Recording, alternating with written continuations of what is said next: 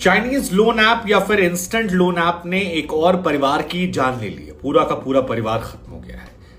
इसी वजह से दोबारा हमें यह वीडियो बनाना पड़ रहा है ताकि इस बारे में हम आपको विस्तार समझा सकें, आपको समझा सकें कि ना डॉक्यूमेंट्स, ना सिविल स्कोर और उसके बावजूद कैसे ये लोन मिल जाता है। क्यों गूगल प्ले स्टोर से 3000 एप्लीकेशंस को हटाने के बावजूद ये कारोबार जो है धड़ल्ले चल रहा है और क्यों लोग इसके जाल में फंसते जा रहे हैं, कैसे फंसते जा रहे हैं। लेकिन उससे पहले आपको भोपाल के भूपेश विश्वकर्मा जी की कहानी को जानना होगा, जिन्होंने 13 जुलाई को भोपाल में अपने 2 बच्चों और अपनी पत्नी को जहर दिया और उसके बाद फांसी के फंदे पर वो खुद झूल गए और पूरा का पूरा परिवार जो उनका है वो खत्म हो जाता है। ये परिवार खत्म हुआ और इसके बाद एक 4 पन्नों का सुसाइड लेटर मिला, जिसमें इन्होंने इंस्टेंट लोन ऐप या चाइनीज लोन ऐप से जो कर्ज मिला था उसका जिक्र किया। इन्होंने बताया कैसे एक छोटी सी रकम जो इन्होंने ली थी वो बाद में बढ़कर 17 लाख रुपए हो जाती है।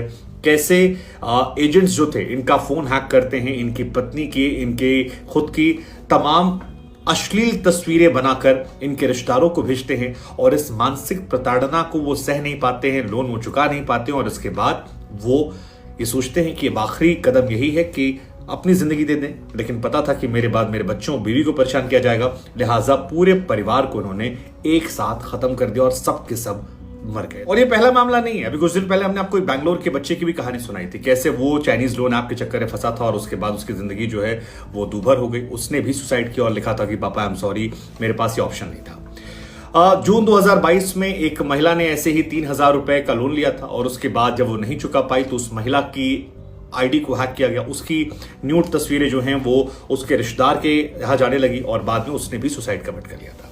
तो ये न्यूड फोटोज, ये धमकी, ये दाम बढ़ना, इसका लॉजिक क्या है, कैसे होता है, एक बार फिर हम आपको समझाते हैं। हमारी आपसे कोशिश है, आग्रह है कि प्लीज समझिएगा।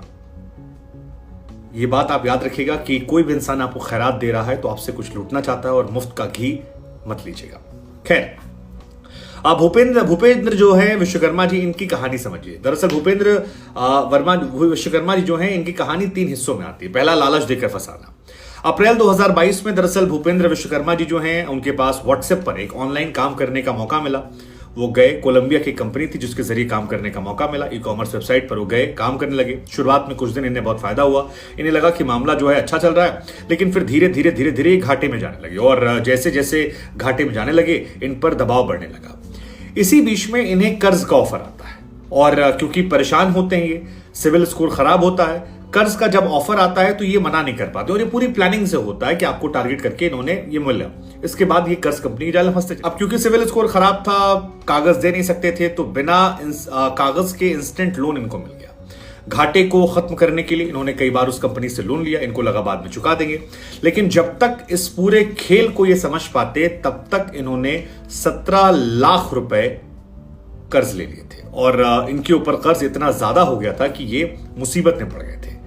इसके बाद जब कर्ज नहीं चुका पाए तो जून 2023 में जो ये लोन लेने वाली कंपनी थी, इसकी तरफ से दबाव बनने लगा।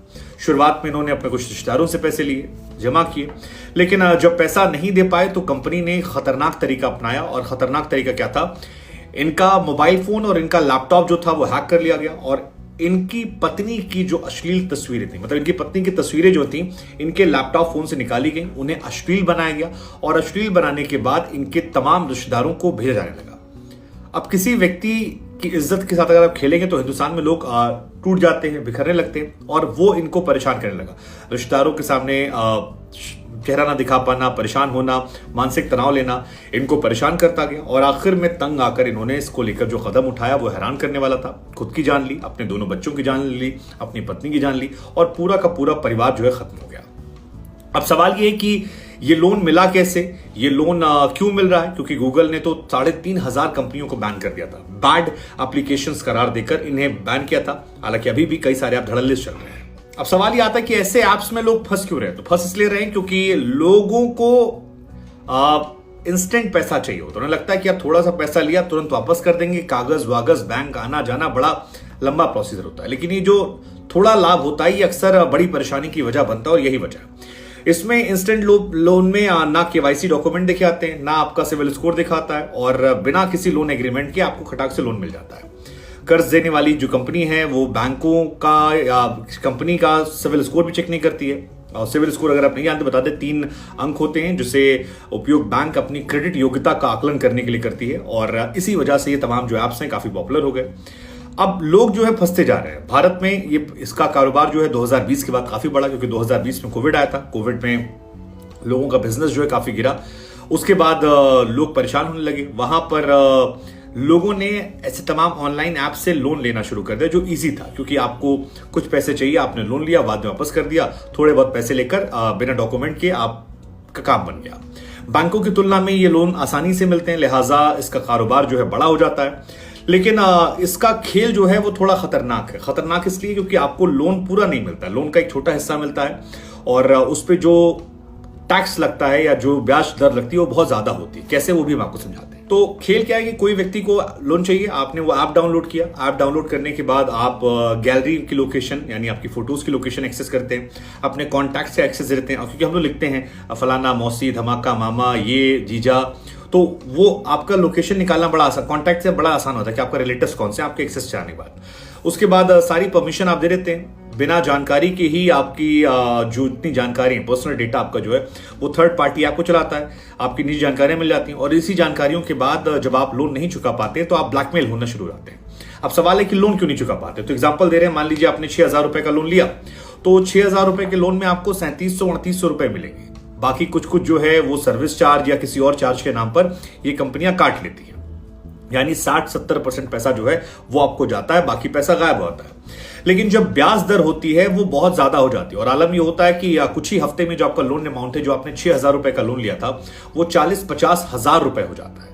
अब 6,000 रुपए आपने लिया था, उसमें 2,500 आपको मिले, बाकी मिला नहीं, और फिर आपको 40-50 हजार लौटाना है, तो आपकी हालत खराब आती है।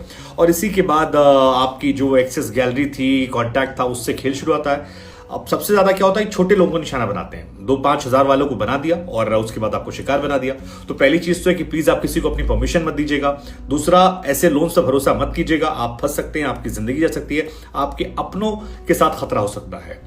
मुफ्त का घी अक्सर बड़ा महंगा पड़ता है, आपको समझना पड़ेगा। अब सवाल है कि इन ऐप से आप बचें कैसे आप पहचानेंगे, तो देखिए आपको इनके बारे में रिसर्च करना जरूरी है। अगर ये किसी बैंक से या किसी फाइनेंशियल कंपनी से जुड़े हुए हैं तो आप समझ जाइए कि मामला गुरु ठीक है, हम कर सकते हैं। लेकिन अगर नहीं जुड़े हैं तो फिर आप समझिए फ्रॉड वाले।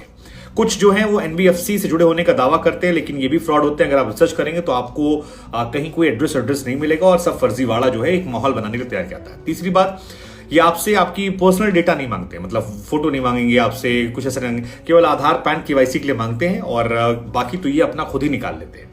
अब मसला ये है कि इन ऐप्स को लेकर RBI की तरफ से तमाम बार कहा गया है, लोगों से डिजिटल फ्रॉड से दूर रहने के लिए कहा गया है। RBI ने कई बार कहा कि भैया आप लोग जो हैं वो किसी अनजान व्यक्ति, अनऑथराइज्ड ऐप या फिर के साथ KYC नंबर शेयर मत करें। धोखाधड़ी हो रही है तो आप सीधी जानकारी RBI को दें। RBI बार बार कोशिश कर रही है। इसके अलावा DLAI ने भी कहा था कि नियम बनना चाहिए कि 60 दिन के कम वाले को शॉर्ट टर्म लोन नहीं होना चाहिए, इसको लेकर एक ब्याज दर जो है वो भी दिखनी चाहिए।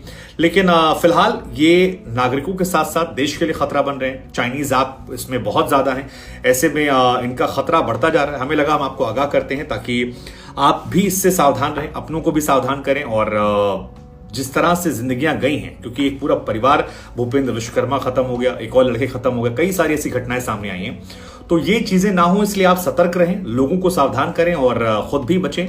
जानकारी ही एकमात्र उपाय है, तो प्लीज शेयर करें और लोगों को बताएं।